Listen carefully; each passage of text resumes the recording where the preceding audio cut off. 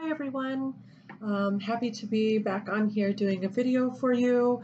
Um, it's very difficult for me to get these out, as you know, just with my schedule, but I have gotten a lot of new Instagram followers and a lot of new YouTube subscribers. So you can find me on Instagram under Conjured Cardia, exact same as this channel. If you don't have me on there, I'm also on Facebook on that under that name, and of course on here. So if you would like to make sure that you see my videos, make sure that you hit the subscribe button. So the reason I'm doing this video today is because of all the new followers and subscribers, I haven't done sort of like an about me post or video. I don't think I've ever done a video. I have done posts, but it was like many, many years ago. So I just put it out there and asked people what if they had any questions for me they wanted me to answer. And I have a few here, so I'm going to go ahead and read those and try to answer them to the best of my ability. Okay, so the first question was from Business Mystic, which she's on Instagram. I'm not sure what other platform she's on, but if you're an entrepreneur or you have a business of your own, especially if you're interested in astrology and how to make that work for you in your business, look her up and take advantage of, she has a lot of free content, and then she has some VIP packages and things like that. I use her tools, her VIP Business Mystic, sort of to chart out my month, with my business, what I'm going to do when I'm going to launch a new product, when to pay attention to social media, when to have a self-care day, things like that. So anyway, if you're at all interested in astrology and maybe starting a side hustle, maybe you already have a side hustle, maybe you have a business, maybe you just want it to help you with your your employment that you already have in place, so go ahead and look her up. Okay, so the first question: how many altars do you have? I would say I have my one working altar, which you see in all of my photos and my videos, and there's about 10,000 pictures of it online, so it's very easy to spot my altar. If you see somebody else using photos of it, which it happens weekly, I'm made aware weekly, sometimes daily, that people are using it, using my photography to sell probably nothing, because if they were doing their own work, they would have their own photography of it. So yeah, anyway, so that's my one main working altar. I do have an altar set up to Elegua, Ogun, and Ochosi, the three brothers, behind my front door. I have another altar above my workspace where I create all my oils and my candles. That one's pretty. That has like San Mashimon up there. It has a Maman Brigitte. It has a Kali. It has and Erzuli Freda. It has a Pambashira. It has a Lamadama. It has an Ekiko. There's some other little things up there. It's got a Saint Sarah Kali. It's got some other items that people have brought me back from Ethiopia and places they have traveled. So that one I would say is the next one. They all get offerings regularly. So I do like rum, tobacco, incense for them all regularly. But those are the three main ones. And I do a lot of work outside. So of course, that's like a transported altar, like where I put everything I need in my my bag. I have a little backpack that says Bruja on it. I don't know where I got it from, someplace on Instagram.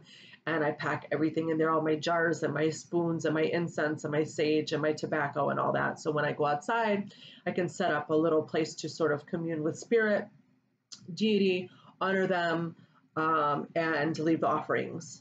So I would say the one working altar, but three in my house, and then down where my inventory is, I have a few small altars down there with like a Rose of Jericho, places where I put out rum, Florida water, things like that.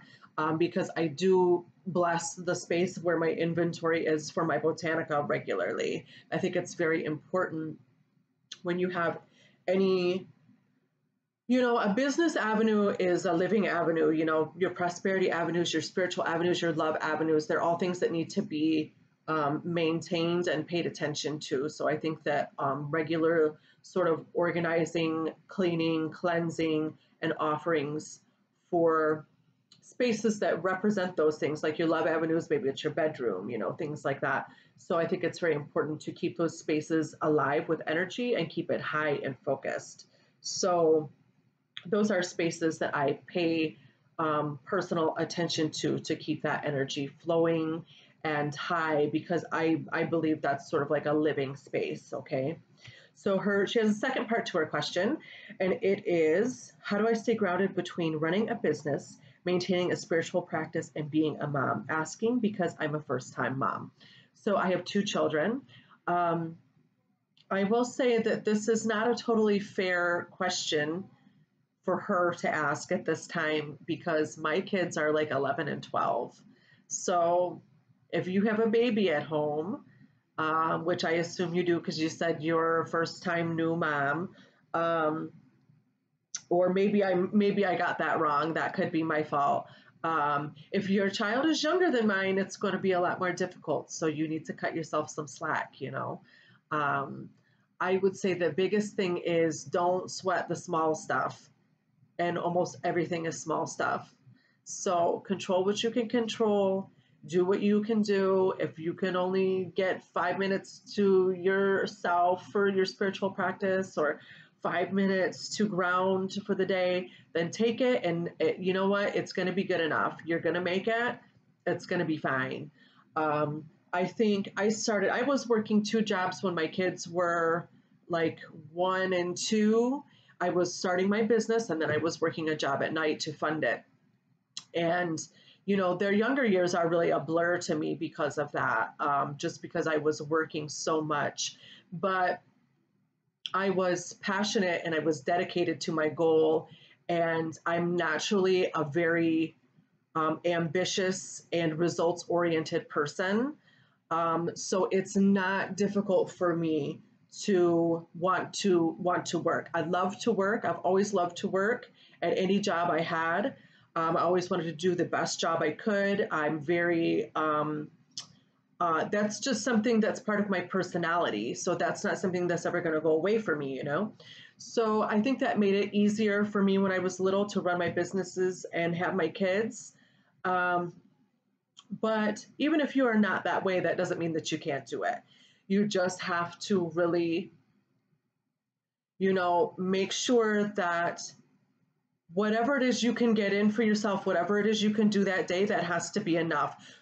I should have done this, I should have done that, I wish I would have done this and could have done that. Whatever today is what today is, and that's fine. There's tomorrow, and as long as you are being the best mom that you can to your child or your children that day, and even if you screwed up, you know what? Tomorrow, do it better tomorrow. It's okay. It's all going to be okay. So don't put too much pressure on yourself. Don't put too much, don't make your standards too high. Do what you want to do with your business, and make sure you're fitting in time for your business and time for your relationship and time for your child or your children. And it doesn't have to be you spent 12 hours with them that day. It doesn't have to be that you took them out and you taught them how to fly a kite and ride a unicycle. You don't have to do everything in one day. Just a little bit, just a little bit. Just focus on a little bit, and just focus on, letting things go that you can't control. So that's how I stay grounded, is to know what's important and what's not. And most stuff is not important. So let it go. It's not, that's just something you need to, is this something I need to stress about right now? Is this something I need to worry about right now? Or is this not important? If it's not important, then forget it. Maybe you can pick it up another time. Maybe you can get back to it another day. But for today, don't worry about it. Not everything has to happen all in one day, all at one time, all perfect, all under control. That's non-existent. It's crazy. don't even bother to try, because it's just, it doesn't exist. Okay. So, you got to cut yourself some slack. And if you have, if you can get time away to yourself, you know, take 15 minutes before bed and make sure you're reading a spiritual book. That's one thing that's very important to my staying grounded in my practice. Make sure you're getting in that, even if you get in 10 or 15 minutes at night before bed, and so you can sort of, redirect and reprogram and get yourself ready for the next day. That, I think, is a very important thing. I think self-care is important. We can't always fit that in as mothers, but you don't never underestimate the power of slapping some lipstick on as a mother.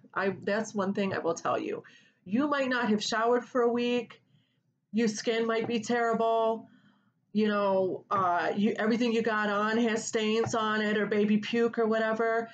Slap on some lipstick. That, you would be shocked what that can do for you. So that, for me, that's like a whole grounding thing in itself, is using, and I have a video on this, using your self-care items, your makeup, things like that, to empower yourself and use them as magical tools in themselves. So that's one thing I can tell you. Comb your hair out, slap some lipstick on, and read a spiritual book for 15 minutes before bed.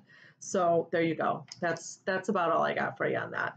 So the next question, this is from Shuvian Candle Company. I don't know if I'm saying that correctly. I believe it is spelled Shuvian, Candle, CO as in company. And they're on Instagram. How did conjure hoodoo come into your life? Well, that's sort of probably a lot different than most people. I was always super attracted to folklore at like the youngest age. Like as soon as I could recognize, like, why do we do this the way we do this? Or like, why is this good luck? And it's funny, my son is the same way. Why is this lucky? Like, why do we do this? Why is that protective? And so those were just things I started noticing at a really young age. And I noticed, there's a lot of this stuff in everybody's family and everybody's culture. There's all these things that we all do for protection and good luck. So it was just sort of I was just innately drawn to it. And then, you start asking your grandparents or whatever, like, oh, like, what about this? What about that? And they start telling you, and then they tell you more and more and more, and they tell you about your great grandmother that, had gifts and, yada, yada, yada. And so all this stuff starts coming out. And so it was just sort of, I was always very curious about it. And once I started realizing that I also had natural sort of ability to commune with plants, and got really interested in herbalism, which that was probably at the age of 8 or 9. And I was voraciously going through herbalism books, local and native plant books that, I was able to check out from the library or whatever. And once I started to just, inherently tie that into this sort of folklore and magical omens and talismans, and plants possess the same energy too as all of these things that we put around our house for good luck and protection. And I think it just really naturally unfolded for me.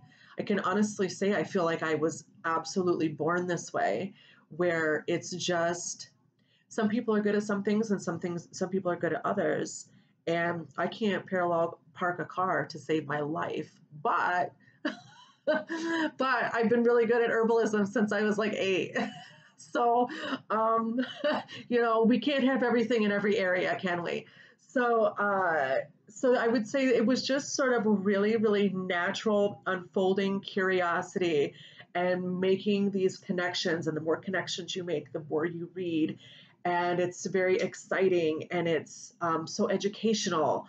And yeah, it was just a really, really natural path that just unfolded in front of me. And I just, it was so wonderful and comfortable and exciting to me that I just went down it and I totally dove in and I studied everything I could ever possibly study about any path that that piqued my interest or that I came across.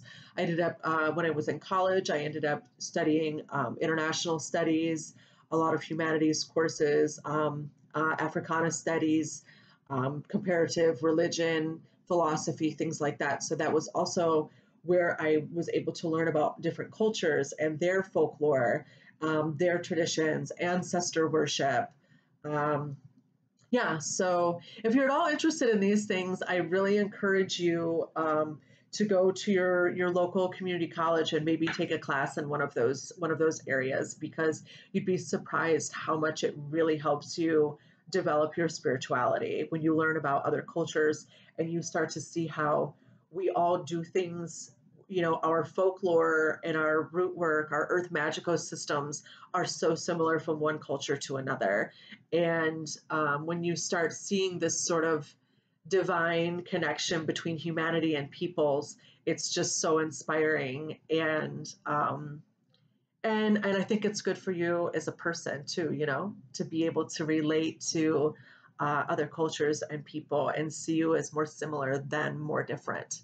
So hopefully that cleared that up. Let's see, I don't have down who this is from. What was it that first spurred your interest in the spiritual dimension, and how did you first begin your occult practice? So I think I kind of just answered that in the last question. Um, my occult practice, I would say, really began at about 15, I think, when I was able to actually go purchase books on my own.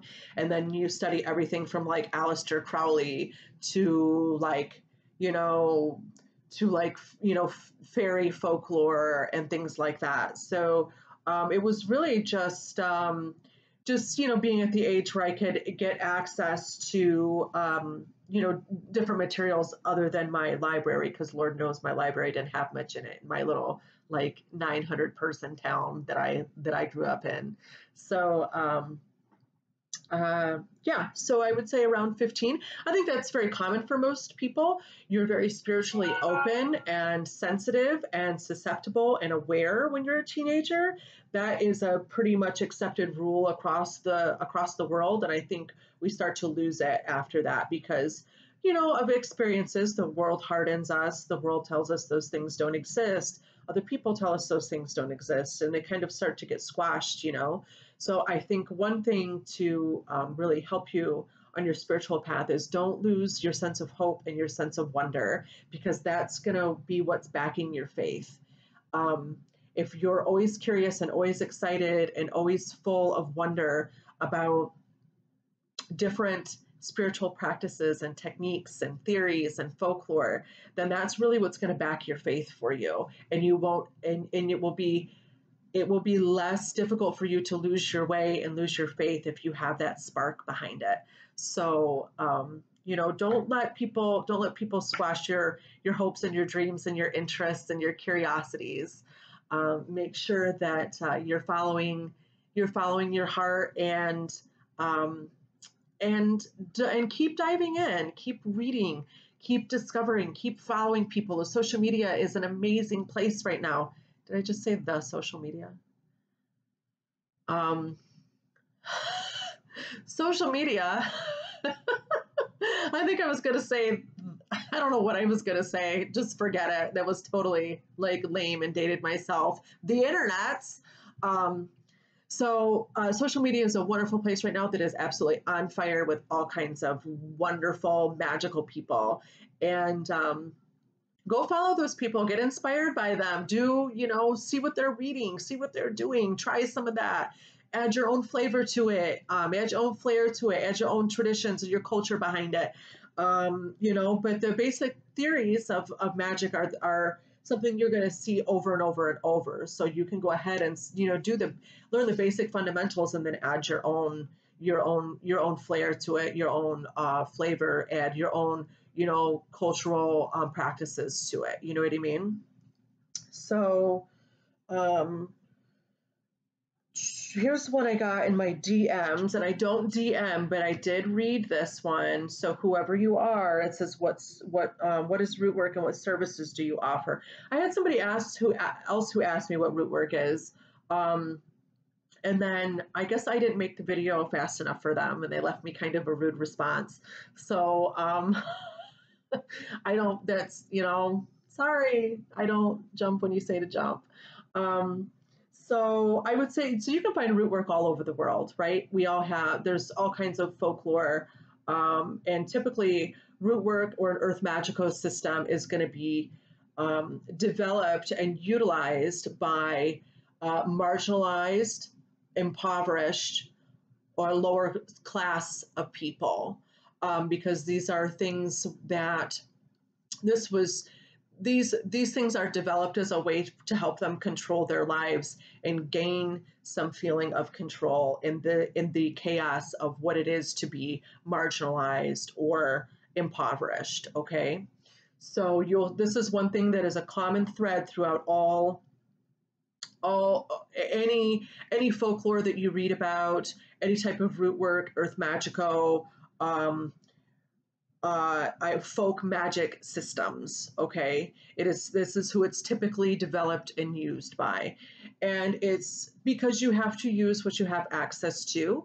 So typically you're going to be more in touch with the earth and using what's around you. If you're a marginalized or impoverished person, you can't go out and have some fancy seance with a bunch of famous people. You're going to do your own stuff at home with the local items, curios, herbs, natural what's existing naturally in your environment. You're going to learn how to work with those energies and utilize it for your own benefit, right? To make you feel better, whether it's you learn herbalism to help you with your health, or you learn protection items because you need to protect your land and your home or your people, your family, whether it's for learning items for prosperity because there are no jobs where you are. There are jobs, but they don't give them to people like you. There is no education, things like that. So you learn these alternative methods, right? That's all it is. It's like when you go to a doctor and you've been going to the doctor for this same problem, you've been to 12 different doctors. What do you start doing? You start looking at alternative methods of healing, right? Maybe you go to an acupuncturist, maybe you get laser therapy, maybe you adjust your diet, you go to a dietitian or a nutritionist, things like that. So this naturally occurs all over the world with people. This is just how we are. We're resourceful, strong, and curious people. And if humans have a problem, we're going to figure out how to solve it one way or the other. That's just how we are. So that's what I would say. I would say root work is a way of utilizing natural items and curios around you to affect your own personal successes, goals, outcomes, desires in your life, as basic as those may be, or maybe as grandiose as those may be. You can work on anything with it, but it's the same. It's a spiritual therapy, just like physical therapy or anything else. You would go if you have something wrong with your body. And you would go to a physical therapist, or if you have something wrong emotionally or mentally, you would go to a psychiatrist or a psychologist. So if you have something that you want to work on spiritually, or you want to use the spiritual realm to help you attain your goals, then you would use an earth magical system like root work, or some other magical system, Wicca, or whatever feels comfortable to you. But it's the basis of it with being an earth magical system is that you are using natural items around you, learning to work with their energy and how their energy can influence and enhance your life. So it's all about being the best you can be, achieving your goals, and using the natural magic that exists around you, right? To achieve your goals and enhance your life and make the most out of this life that we have right now. So I have another question. The last question is, what services do I offer? So all of my services are available on my website. You can go look under rootwork services and it'll show you everything. And mostly what I do, I would say what most people request are obviously like love and money services, but I do offer services for everything from protection to employment to getting money back that is owed to you, purification services. I also offer services to help you deal with enemies or people that are giving you a difficult time in your life, to try to restore balance there, to send people away that are harmful to you and your family. Um, so yeah, and I also order, offer with services, and I say, oh yeah, everybody wants love and money, but those are very broad schemes. So I have probably at least 20 different services for each of those, under each of those categories, because it's not so simple as just getting a job, or having more savings in your bank account or things like that. There's all kinds of other subtle nuances that we have to take into account, and that's what happens during your consultation. Consultations are always free, and those are things that we discussed exactly where the issue is lying and how to address it and the best approach for you. So I hope that answered everybody's questions that I was sent. And I know I always say this, I'm really going to try to get some more videos out, guys. I would say right now I'm looking at being back on track at maybe like beginning of September. I have a lot of social media and interviews this month, so social media events and things like that. So I'm really going to aim for September to get back on track and do some lives. And in the meantime, though, make sure you subscribe to the channel. Make sure you find me on Instagram or go over to my Facebook page. And if you have any ideas for videos, please feel free to send them. And I do keep a list of all those things, and I promise I'm going to get to them all one day. So I hope you're all well and safe and protected. And yeah, be blessed. Bye.